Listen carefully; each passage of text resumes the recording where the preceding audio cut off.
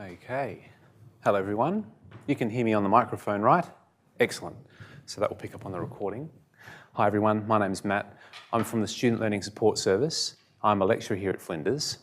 And today I want to talk to you, first of all, say welcome to the university. Is this your first time? It's your first semester, right? First time on campus? Yeah, no, okay, a few people have been here before. Sorry for the weather, can't control that. It's a bit wet, and this campus, you have to do a lot of walking to get around. It keeps me fit anyway. I've been here for quite a while. I've been here for the last 3 or 4 years in my current role, but I also was a student here. So I had my first day also in this lecture theatre a while ago. So I've been here for many years. It's a wonderful place to study. It's a nice retreat. It's a nice retreat from the city as well to come and study on campus. So welcome. I also acknowledge that we are meeting today on Kaurna Yata, land of the Kaurna people, and I pay my respects to elders past and present. So today, with all of these sessions, you know, what you really want to get out of it is answers to your questions, okay? And to feel like you've got a bit of orientation to the university before getting started, so that next week is not so overwhelming, not the first time you step into the university. So I'll talk to you about a few things. I'll talk to you about some of the language that we use. Not sure if I will talk. I'll talk first about our service there. Outside of that, I'll talk about some of the language we use at Flinders, talk about colleges, courses and topics. It's very important orientation to everything related to assessments and grades actually as well. It's important to know that language. We'll talk about a few different learning activities that you'll do at Flinders. It might be different if you're coming directly from school, or if the last time you studied was at school, or even in a different higher education institution. We have different learning activities here. Assessments, I want to talk about them, what they are and why we do them. They're a very important part of your studies here, but they're also not the only part of your studies, okay? So we'll talk about that, and also we'll talk a little bit about grades. I'll go through these things one at a time. I'll do a fair bit of talking. I know I've only got a room of about 12 people here. Often I do this presentation in front of 150 people. Right? So there's a bit less people here today, probably because of the weather, also because it's a mid-year period, not the very start of the year. So I'll talk through some of these, but please stop me if you have questions, and remember we will have a chat afterwards as well and ask questions, okay? So it'll be a bit of a lecture style, but I want you to get answers to the questions that you have as well, okay? So first of all, Student Learning Support Service doesn't mean much to you. So I'm an academic that works central to the university, and a lot of the study you'll do will be within the colleges of the university. And so I lead the Student Learning Support Service. We provide all kinds of academic skills support. You can always come to us for help. We won't give you help specifically on your content. For example, if you're studying mathematics, I won't have a chat to you about the depths of mathematics and the content that you're currently learning. That's something to ask your lecturers in your college. But there's a lot of things around that, a lot of things around your writing, your time management, planning, all of these tips to become a really effective student with your learning. And don't underestimate how important that is. So we can support you with all kinds of things like that. We've got a number of ways we do that. One of those is the Learning Lounge. I like to point this out first because it's the best way to be in touch with us. So I've got here level 2, the Commons Central Library. So just around the corner from this venue, you can find the Central Library. Definitely have a look at the Central Library today. They may run some tours, perhaps next week, I think.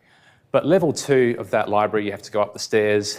There's quite a few books already on that level, and you'll find an area that's called the Commons, and you'll see a couple of people there. They're there at the moment, and they're there till 2 o'clock in blue jumpers, and they are PhD students that work with us. Wearing a blue jumper like this, you can go in any time and ask for some help, continue working on your assessments, and put your hand up or go to them and make yourself known, and they can give you support at any time there. Now I've got level 2 of the Commons in the Central Library. We also have a learning lounge at Sturt campus, which is on Tuesdays and Thursdays. And we also have a learning lounge at the City campus if you're studying there. which is on every day. So there is some online resources that we have as well you can follow. If you just Google Student Learning Support Service, Flinders, you'll also get some information, or Learning Lounge, Flinders, you'll get some information about when that is on and available. So another thing that we have is Studiosity. Studiosity is a third-party vendor, but on every topic, and we'll talk about topics in a minute, everything that you're studying, in the online space, there's always an online space for what you're studying. On the left menu, I know this doesn't mean much to you now, but just know that in that study space online, on the left menu, there's a little button called Studiosity there. If you click on that, you can get 24/7 support from a learning advisor, not someone from Flinders, someone somewhere in the world who's awake at that time, okay, that can give you some support. You can submit an assessment for them to have a look at, and they'll provide you with some feedback. You can chat to them as well. The upshot is there's a lot of support available for you. Okay, now we'll talk about colleges, courses and topics. These terms differ between different universities, and it's important to know what they mean here, especially at the beginning of your studies. So at the university, everyone here is involved in these three things. Everyone creates new knowledge, they put knowledge into practice, and they learn new knowledge as well. So we all have an element of our work that we do, not just as a lecturer here, but also you as a student here, where you can take part in research, you can take part as being an expert practitioner, and you're also students for life. And even if you have a professor of archaeology who's teaching you, they are also a student still as well. They're a student of their discipline, and they never stop learning about that for their whole life. So this is part of the academy, it's part of the wondrous thing that is the university. Everything revolves around knowledge, and that's the richness of this place that you're coming into. So what are the colleges? Well, because there are so many different things that we can learn about, okay, and progress knowledge, we need to have those in different parts of the university, different focus areas, and they are called colleges. So one of those colleges is Business, Government and Law. It ordinarily contains those three disciplines. Education, Psychology and Social Work is another college. Humanities, Arts and Social Sciences. We also have Medicine and Public Health, Nursing and Health Sciences, and Science and Engineering. And they will be physically located in different parts of the university. For example, a lot of Science and Engineering is actually in the Tonsley precinct, across South Road, down the hill. A lot of Nursing and Health Sciences is also down the hill, not that far, but if you're at the student hub here, which is just over there, and you walk down to the bus stop there, you might see a bridge that goes across a little valley. If you keep walking along that place there down to Sturt Road, you'll find the Sturt campus, and that's where a lot of the Nursing and Health Sciences is. In this lecture theatre and this kind of collection of buildings here, this is Humanities, Arts and Social Sciences predominantly. Okay, so different locations where we have academic staff and students learning about different disciplines, different focus areas. Okay, so there are some important terms now to think about. Your degree that you're enrolled in is called your course here at Flinders, okay? So whenever you hear the word course, that really, technically, means your whole degree, okay? And your course is a collection of topics. Topics are the individual things that you study in a semester. If you have a full-time study load for this semester, you will normally have, as a first-year student, 4 topics, 4 individual things you'll study. And those topics can be focus areas from any of the colleges, okay? So you might be studying something in the College of Science and Engineering, for example, first-year chemistry. You might also be studying something from the College of Business, Government and Law, okay, like first-year law. It depends on the degree that you've got, the course you're in, and how you want to make up your degree, okay? So it's not just that you're in a particular degree and you're in one particular college only and you know all the people in that college. You can also study in different colleges, okay? So the course is made up of the topics you study, and those topics can come from anywhere. So when you have your course or your degree program, Sometimes there are core topics you must do, and you must complete them in order to graduate with the degree. This is especially the case for degrees that are related to particular vocations, and especially accreditation. Okay, so completing the degree gets you accredited with a board to enable you to teach or to nurse or to be an engineer, things like this. So they will be must-do topics that you've got to do somewhere in your degree in order to progress and to graduate. Other degrees or courses, such as the Bachelor of Science or Bachelor of Arts, might have a bit more flexibility there, but they still want you to focus on certain areas, okay, of your choosing normally. And these are called majors and minors, okay? So when I was an undergraduate, I studied the Bachelor of Science and I did a major in chemistry and I did a minor in maths, okay? So I did a lot of chemistry studies, a little bit of maths, but I did a certain amount of each so that I could graduate with a Bachelor of Science with a major in chemistry and a minor in maths. The reason why I did that with that flexible program is because I wanted to leave open the opportunity of teaching those subjects in a school. I never got there. I never went to that and did that, but that was my reason for that. So some of these courses have a lot of flexibility where you can choose what you want to study, okay? And they typically don't lead to industry accreditation in a particular area. Doesn't mean you're not a qualified scientist by the end, okay? In some courses, you have a bit of freedom to choose elective topics or options. This is where they'll say, here are all these topics, you can choose whatever you want from this to do, or they might even say, you can choose whatever you want to study across the whole university, okay? So the way to think about this is that your degree is a bit like a patchwork quilt, okay? Where these types of degrees have a certain pattern that you have to make in order to finish them. These types of degrees allow you to have choice, but it still has to have some sort of recognisable pattern when you put it together. And the bits that are free in this patchwork quilt, you can choose what you want to do, topics. So the degree is the quilt and the topics are the patches. Okay, so if you're in a particular degree, you, for example, Bachelor of Science, maybe you've even chosen your major in biology, it doesn't mean that you're going to see the same people in every class. In fact, you might not see them again for your whole degree. It's not like a school where you have a class and you have the same people in that class as you go through.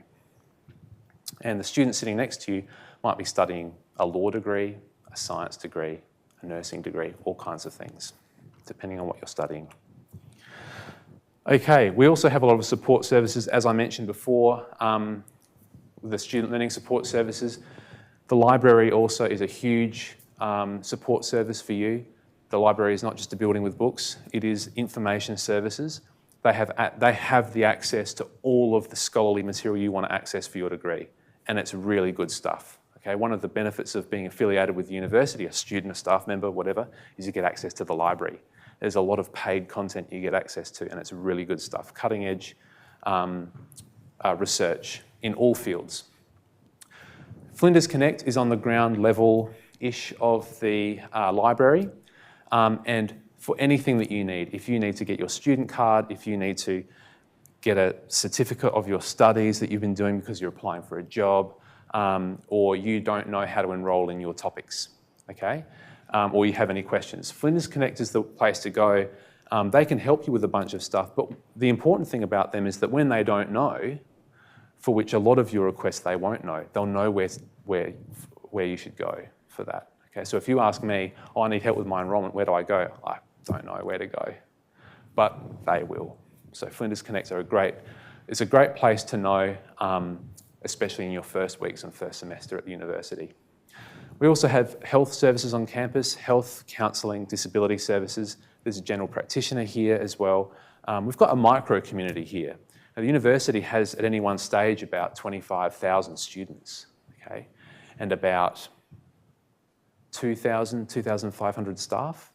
It's a big community. So we've got quite a few resources here. There's also a post office, pharmacy, all of that. There's also a careers and employability team. So as you go through your degree, you can start even early thinking about how you can set yourself up to get a job at the end of your degree. And so you can connect with that group as well and ask them for some advice. Many more supports available to you, including, as I said before, us, Student Learning Support Service. So just to recap that first part, we were using quite a few terms here that you'll hear a lot, and it's important to understand what they mean. Okay? Colleges are those big areas, for example, business, government and law, science and engineering, that deal with certain groups of disciplines. There are services available to you. There are a lot. Even though university is an independent learning experience, you're not alone. Okay? So reach out to services. You can also, of course, reach out to peers and your teachers in your topics, your educators in topics as well. Degrees and courses are the same thing. Okay, so your degree is your course. That is made up of topics. Sometimes you can choose them, sometimes you have to do them. When you have a lot of flexibility, you can create majors or minor sequences.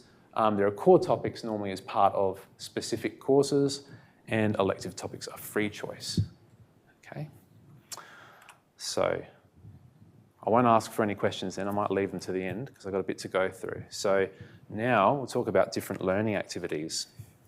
So there are many different ways that you will engage with your studies at the university, and they'll change a lot depending on who is your lecturer and what is the field of study. And there are many different names that they will use for these different activities. But I've got a few standard ones here. And even though sometimes these will come under different names, they're all somewhat similar, okay? Lectures. Lectures are a forum where you have a specialist talk to a large audience. So they'll do a lot of talking, okay? Now often, and you can always ask questions in lectures, and everyone would encourage you to do that.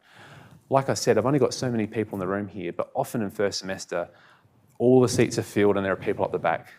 So it's normally better to just go through content first and then have a chat afterwards, okay?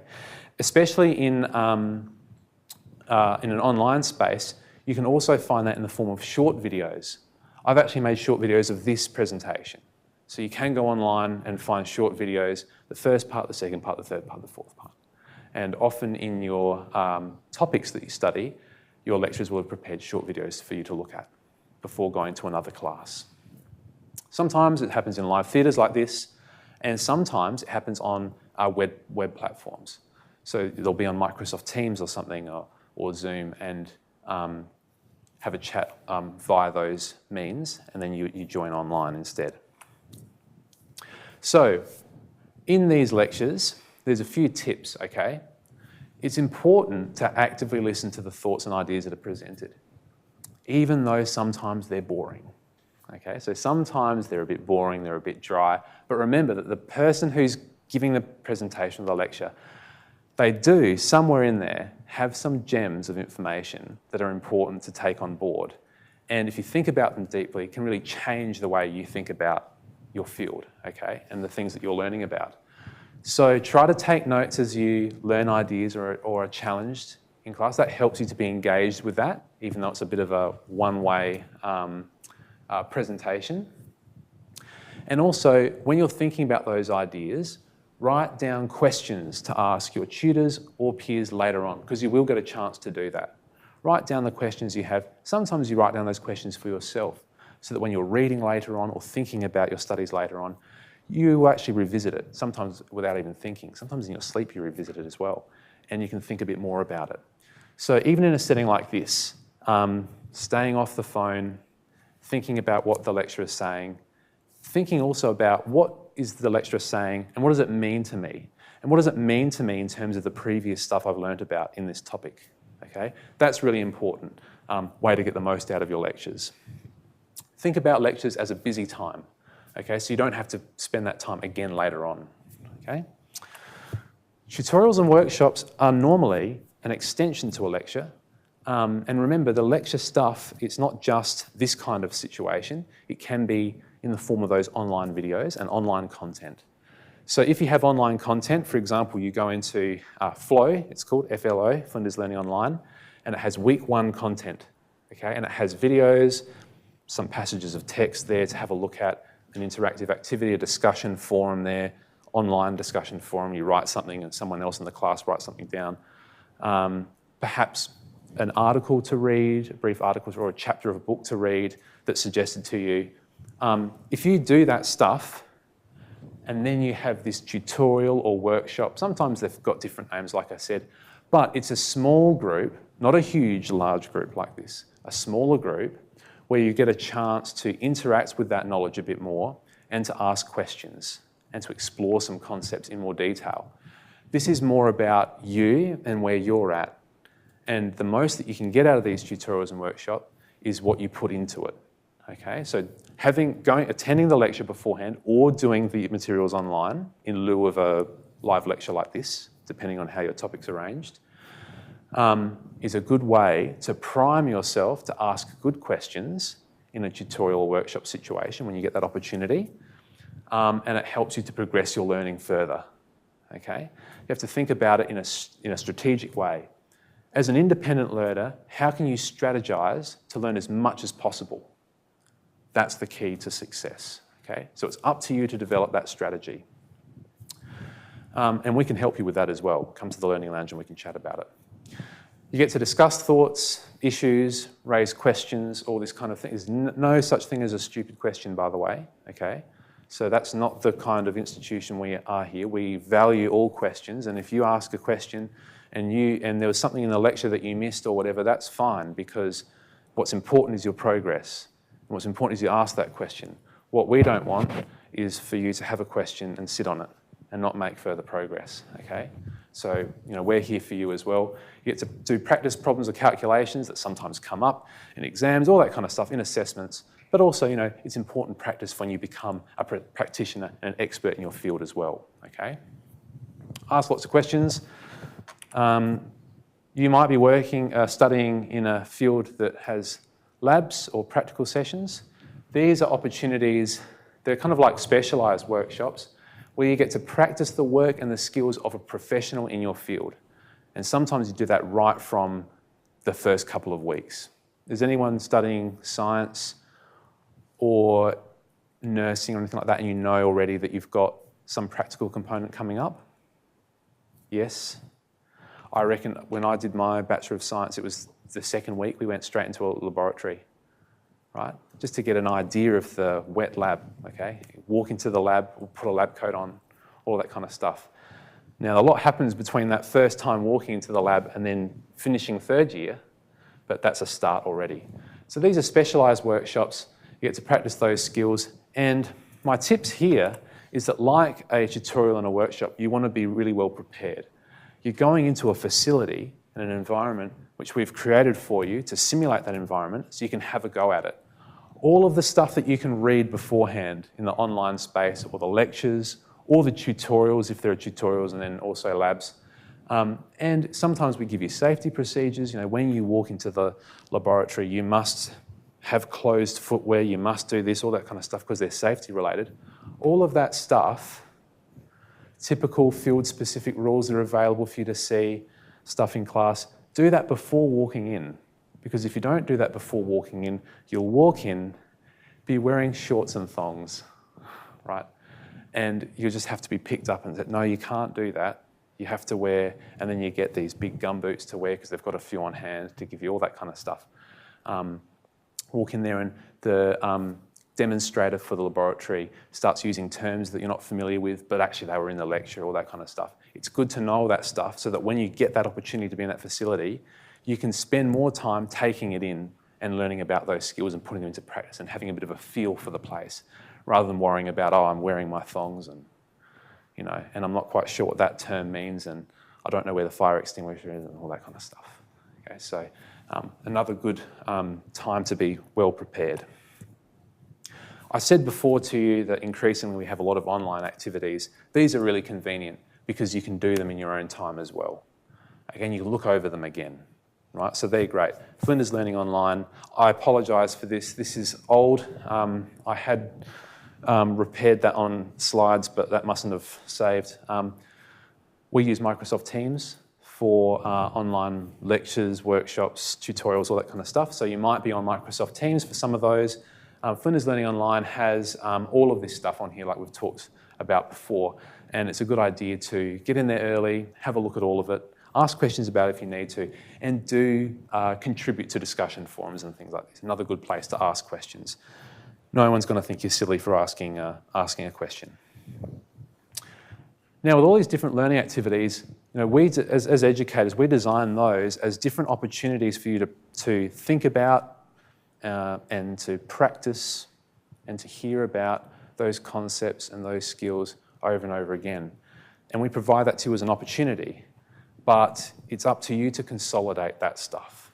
So the best way of thinking about university is that you're here full-time, if you're indeed full-time. If you're here part-time, it's a full part-time load. Think about that time, because even though you won't have enough classes to fill that time, we won't spend all day with you. We will just spend an hour here or there with you, giving you some guidance. All of that extra time is up to you to do your own consolidation, because you're a professional student now, right? So it's up to you to look over that material we've provided to you, sometimes read further.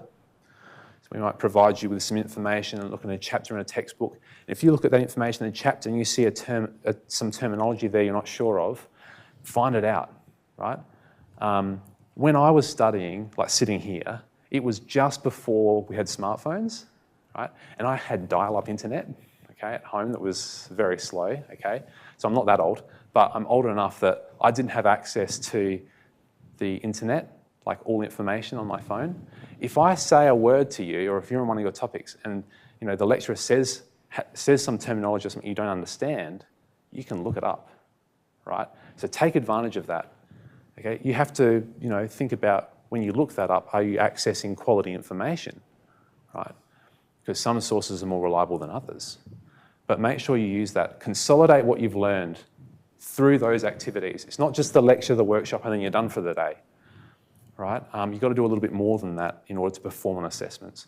And that's totally up to you, okay? You're a professional student now. Do some further reading, do some practice, do some reflection, fill up your full-time or part-time schedule doing that. I know there are other things to do in life as well, and you shouldn't disregard those. But when it's study time, make a study place for yourself and work as a student for that time. All right, so in this second part, we've talked about lectures, tutorials, workshops, laboratories, practical sessions, online learning as well. Flinders Learning Online, Flow. Has anyone tried to access that yet? Yeah? Has it been good so far? You've managed to get on? Great, awesome. So a lot of your learning will be on there. Apologies, it's Microsoft Teams, not Collaborate, and consolidation is a really important part of your study as well. Again, that's a place, something where you can come to us in the Learning Lounge and say, hey, I'm working with my studies, I think I'm slipping behind, this is what I'm doing, do you have any advice? That kind of thing, and we can help you with that. Okay, assessments. What are they and why do we do them? So, assessment items are learning activities, like we've been talking about, lectures, workshops, tutorials, all that kind of stuff. They are specific learning activities that your tutor or lecturer will assess, okay? So assessments are in each topic, okay, and your grade is based on them. They're detailed in a statement of assessment methods, or this might be changing soon. There'll be details there on Flow somewhere, okay, about all of your assessments for the semester. So you know about them ahead of time. What kinds of assessments can you get?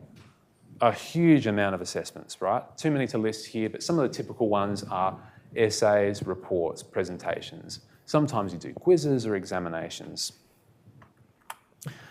But I want to go back to the core purpose of assessment, right? Why do we have assessment? Assignments was in the title of this presentation. I can imagine you're here because of that. It's an important part. Jeff Masters was the CEO of Australian Council for Education Research. It's a big company that do a lot of professional assessments across the whole country and the world as well. He says the purpose of assessment is to measure where you are in your learning journey at the time of assessment, okay? So that's important. If you get some feedback on an assessment and there's a lot of feedback provided and you've performed poorly, you got a poor grade, a low grade, okay? What does that mean? That doesn't mean you're a low grade student, okay? That means that at this time, given the assessment that you produced, there's some areas that the lecturer believes you can work on to make steps going forward, okay? It's a growth opportunity. Okay, so at times, when you start your Bachelor of Engineering, you're not an engineer.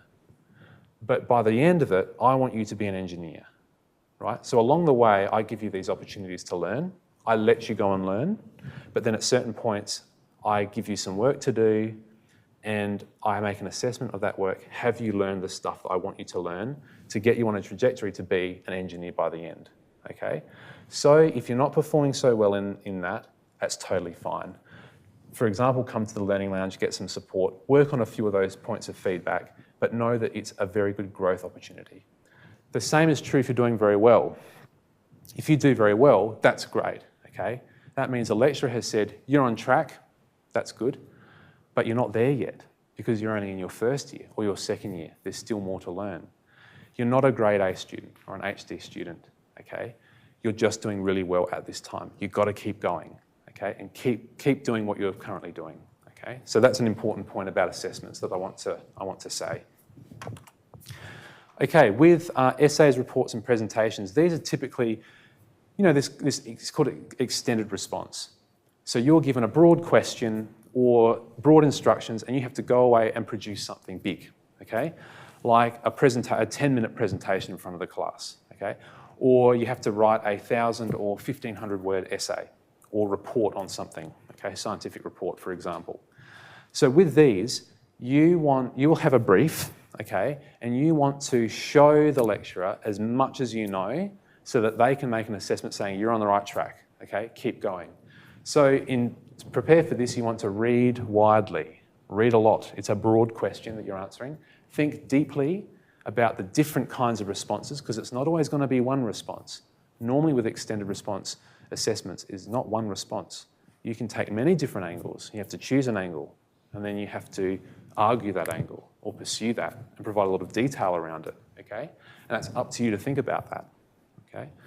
Apply what you've learned in class. You can always look at the lecture notes. Think about, how does this relate to some of the things that I've learned? And try and borrow some of that stuff and put it in there.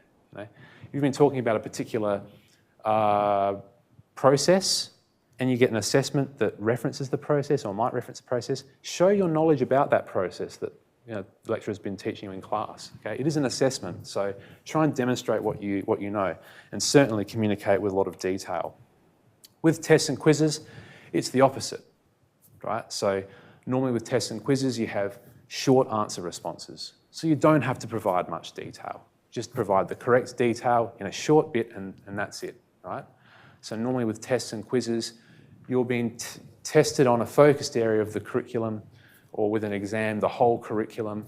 And it's testing your recall of a lot of ideas and concepts. And normally it's not, like a page long, not writing a page worth. So when you do these, don't write a page, right? You can focus your response to match the style of assessment. Same with an exam, right? Now, different exams will have different styles. For example, in law, if you have an exam in law, you might not have an exam in law. I haven't checked, they might have changed their assessment styles. But I know of people who have done assessments in laws and they will have 3 hours to write 3 essays, something like this. So they are long responses. But otherwise, often examinations, you'll have many, many questions and problems to do in that time. And in order to prepare for that, you have to make sure you can do them quick enough because you want to get through the time and do it quickly. So that's another thing you should think about in your practice and think about early in semester as well. So have a look at all the assessments you have for your semester and plan them out. Think, okay, I have an exam at the very end. I have an essay here. I have something else here. How much is involved with that? And how do I have to back plan my semester to make sure I have enough time to do those? And if I have a big exam at the end, not only do I have to practice and think about the content as the weeks go by, but I also have to practice responding to questions really quickly as well. Okay, so you can plan that early in the semester. Okay, skills and practice in assessment. You might also, we're talking about the laboratory before, you might also have skills assessment in the laboratory. You're supposed to perform some tasks in the laboratory and someone will have a look while you're doing it and tick off a list. You might do that in a clinical setting as well as a nurse, for example, or a health scientist, occupational therapist, this kind of thing. So again, it's important to be prepared for those so you can focus on just performing those skills. And importantly, I said this before, assessments and feedback tell you how much you've learned, where you're currently at in your learning journey, and what to do next. So the best you do at an assessment, okay, give yourself plenty of time, plenty of preparation, the better you can do as far as you think is as good a job as possible, that gives you better quality feedback, okay? So there's no point in cheating or having your essay generated by an artificial intelligence generator because it's not your work and it doesn't give you an accurate feedback on your progress. And you want to have that accurate feedback. We put time into giving you good feedback. And the better the assessment you give us, the better the feedback we can give. Even if you do the best you can and it's not up to scratch, that's fine. We'll give you feedback to help you get there, okay? So a genuine effort. You don't have to excel at every assessment. You have to do a genuine effort to get good feedback. Okay, very quickly, this is an image of an assessment rubric. Some assessments might have a rubric attached, okay? And what that is it's a matrix where the lecturer will detail how they're going to mark the assessment. So literally, the lecturer will have your report and this rubric, and it will say something like communication here, and it will have some quality criteria about the communication and what it means to go from one level to the next level of communication, because that's an important thing that is being assessed in this, okay? And another one might be writing style, or something about discussing the content, okay? Your understanding of a particular area of science or history or things like this. And what this is a spectrum of progress. At one end, it's not quite enough learning progress yet, or at least I can't see that in the assessment. And on the other end is doing totally fine, right, for this stage. So if you're using this, it's a good idea to, firstly, look at the rubric and have a look at all parts of it while you're preparing your assessment, so you know what the lecturer is looking for. And number two, when you get it back, the assessment back, have a look at the rubric again, because even though you think you have done up this top end, sometimes you'll get some feedback and the lecturer will say, actually, I can see you're at this level, and these are the things you might have to do to move up one, okay? So that's the way to think about assessment and to plan for it. We talked about assessments, statement of assessment methods, essays, reports, presentations, tests, quizzes, exams, skills-based assessments, practical assessments, curriculum, and feedback. Now, there's one last bit to do, and then we can have a chat and a discussion and answer all of your questions. Grades at Flinders. So there is a grading scale at Flinders, and it's important to know a few things about this. So when you do assessments in your topic, at the end of your topic, all the assessments that you've done will have a certain weighting associated with them, and from this will be calculated an aggregate score, okay? So if that score is 85% or above, so 85 out of 100 marks or above, for that topic you'll get a high distinction. If your assessment results and the aggregate score falls between 75 and 84%, you'll get a distinction grade, okay? 65 to 74 is called a credit. And the important thing about these grades is that as you go through your degree, you'll get a new one of these grades for every topic that you study. And then of all of your topics and the grades that you've got, they will get averaged, and that's called your grade point average. When you finished high school, you will have got a tertiary entrance rank, right? Like a score that enables you to get a place at university. You know, that's placed competitively with other applicants. For example, Bachelor of Paramedicine, okay, is very popular. A lot of people apply for it. So it has a high cutoff score for its entrance rank, just because they've only got a few places and all these people want to study it, right?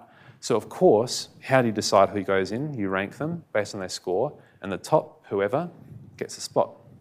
The other people can study something else, okay, their second preference, etc. When you start university, you can still use your entrance score and say, you know, this is your accomplishment in school, in high school. But the GPA trumps that, okay, because it's a university score.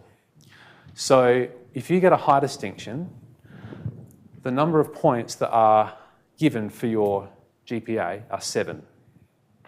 If you get a distinction, the point score is 6, and if you get a credit, the point score is 5. It doesn't matter if you get 75% or 84%, anyone who gets in this bracket, they will all get 6 points. Okay? So it doesn't matter if I got 75 and you got 80, we'll get the same score for our GPA. Okay? There are some more grades though. If you get between 50 and 64%, that's called a pass, and that's worth 4 points, your point score. And if you get a fail, now there's been a little bit of movement. It's a COVID thing, so I don't think it's technically 0. I think it's a little bit more than 0 at the moment, but it's 0 or a little bit, okay? A fail doesn't give you much of your point score. That's when you get less than 50% for your aggregate score, okay? There are also some topics that are called a non-graded pass. There's only a few of them, but there are some that are non-graded passes. And all this means is you've got to do the topic, it's really important, but you just do it, you pass it, that's it. You don't get any point score for your GPA, okay? It doesn't count toward it at all, all right? So they're all important. We'll go back to a few examples of that calculation in a minute, okay? There are a few other dates which are really important to know, and I've updated the dates for this semester. So on 23rd of August, we have our census date. If you withdraw, that basically means you say to the university, I've given this a go and I don't want to study this topic. You're not saying you don't want to study your degree anymore, necessarily, but if you decide, I've got too much going on in my life right now, I need to drop one of my topics, that's totally fine. There's a lot of flexibility to do that. Try to withdraw before the census date, because if you do that, you'll have no tuition fee, you'll get no point score for your GPA, okay, if you do it by this date.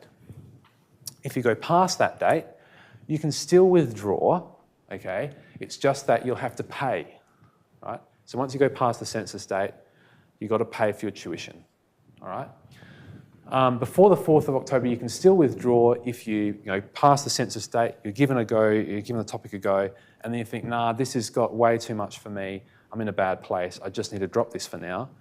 Before the 4th of October, you can withdraw without getting a fail grade, okay? No point score for your GPA. So you can bail on it and say, look, let's just pretend this never happened. You still got to pay for it though, because you're a student in the class for a long time, all this kind of stuff. We supported you, all that kind of stuff. So you've got a fee, but it doesn't count to your GPA, because the GPA is important, okay, to maintain. There's also a withdraw fail date. This is where you essentially, after 1st of November, maybe it is actually between 4th of October and 1st of November, you get a withdraw fail. Now, the thing about this is that you can say, oh, I got to stop it, I got to withdraw, but you basically get a fail grade because you've gone too far into the semester, okay? But it comes on your transcript, your academic record as a withdraw fail, like you didn't finish it, you actually withdrew from it. After that, it's just a fail, okay? So I don't want to talk too much about census dates and failing and stuff. It's okay to fail topics and to withdraw from topics, of course, but it's just important to let you know that there are those important dates to look out for if you want to do that, or if it comes to that situation. Now, the grade point average is important, and we're talking about it's the average of all point scores, because it's useful for degree transfers and studying further if you want to. Okay, so for example, when I was an undergraduate, I studied the Bachelor of Science, but after my first year and a half, I decided to change my degree. And at that time, I had focused a lot on my study, all that kind of stuff, and I had a reasonably high GPA. So when I asked the university, can I transfer? They said, of course, right? So also if you finish your degree and you want to study in postgraduate studies, you want to do a master's or a postgraduate certificate, so that when you go into the workplace, you get an extra edge. Or if you work for a while after your degree and you come back and you think, oh, I want to get a postgraduate certificate now, or a master's because I want to go for that promotion, the GPA is what is used as on a competitive basis to get you into those courses. We've also had students who have come in and missed out on, for example, Bachelor of Paramedicine, studied for a semester, got a good GPA, and then said, hey, can I study paramedicine now? And then they jump into it. So study options are very flexible here. Just because you're enrolled in a particular course, okay, degree program, doesn't mean you have to stick to it by the end of your degree. Remember, it's the collection of topics that matter. So even though you study in the Bachelor of Health Science in first year, for example, study all these topics, it doesn't mean you can't transfer to a different degree and take some of the bits of those topics that are applicable to that new degree and bring them across. Okay. There's a lot of flexible study options. So let's do a couple of examples of generating a grade point average. If you study in your first semester 4 topics and you get a credit for each of them that attracts, it's not a percentage score, we don't care about that, you got on the credit bracket, you get 5 points for each of them, of course the average is 5. Okay, so your GPA at that time is 5 after 4 topics and you happen to get a credit in each of them. If you got a distinction in 2 of them, you got past that 75%, you'll get a point score of 6 for each of those. And when you add up those 4, divide them by 4, get the average, you get a GPA of 5.5, which is higher. Okay, so that's where you have a higher GPA.